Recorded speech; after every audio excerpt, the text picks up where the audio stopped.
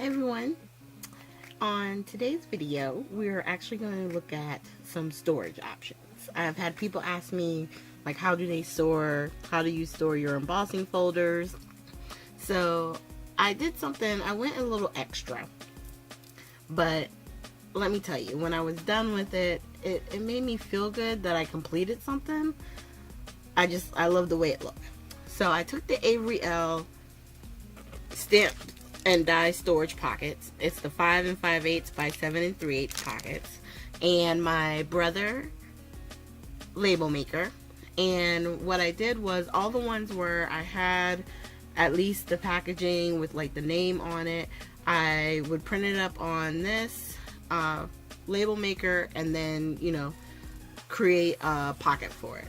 Now I'm gonna pull one out because with the embossing folders, they're strong enough that they could stand alone, but what I like about it is how neat it makes it. So you could just take it, put it right inside, you know, whatever container you're storing them in. You can put use the clear plastic, like from the Dollar Tree.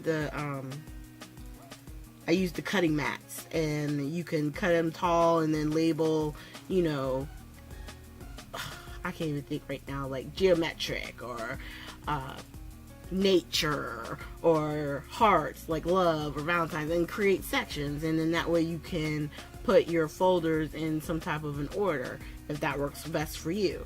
If you're the type of person who works better by manufacture, then you could create one for spellbinders, one for Doris, one for I forget who the other one I have, but you can set it up, I believe, in the best way that your brain functions, if that makes sense, you know. I actually wound up realizing that I had these particular embossing folders in the wrong sleeves that I created. But all I did was take them out of the box. If they had a picture, I tried to keep that with it, and then I just made a label for at the top of the pocket from Avery L.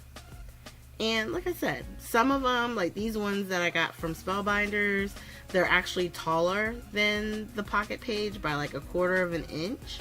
But it doesn't bother me. And I didn't actually label this one because at the time when I was doing it, I was like, I can't figure out what the heck this one is called. Well, when doing the video, I realized I found where the names were. So eventually I will be labeling them, but I don't know. Like, I feel like if you have the picture, maybe you don't have to label, but I also like the way everything looks when it's unified, and you know, it just has a real crisp and clean look about it. Now these ones are my 6 by 6 embossing folders that I have, and one from another company, and I wasn't sure what I was going to do with those yet.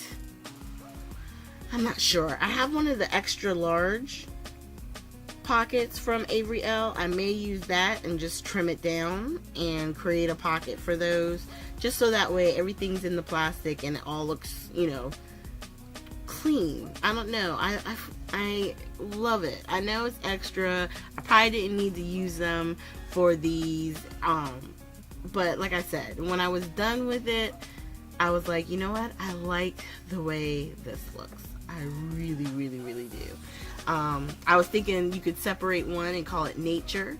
I had the snowflakes, I had leaves, you know, you could do stuff like that. Separate it by holiday, Christmas, or Halloween if you have a Halloween one. So, you know, there's a lot of different ways that you guys can do it. You can do this without, like I said, putting them in the pockets. This is what I did with the border dies I have.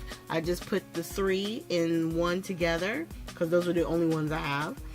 And then I have a pocket for the ones that are unique. Like, they just create a little embossed area on the card. They don't, it's not a whole pattern, so I put those together.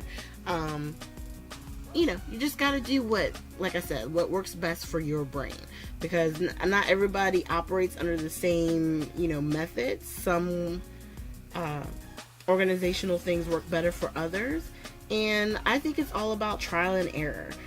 If you want to try it, have at it, see how this feels. If it doesn't feel right, then try something else. It's all about you getting it set up to the way where, one, you'll use it.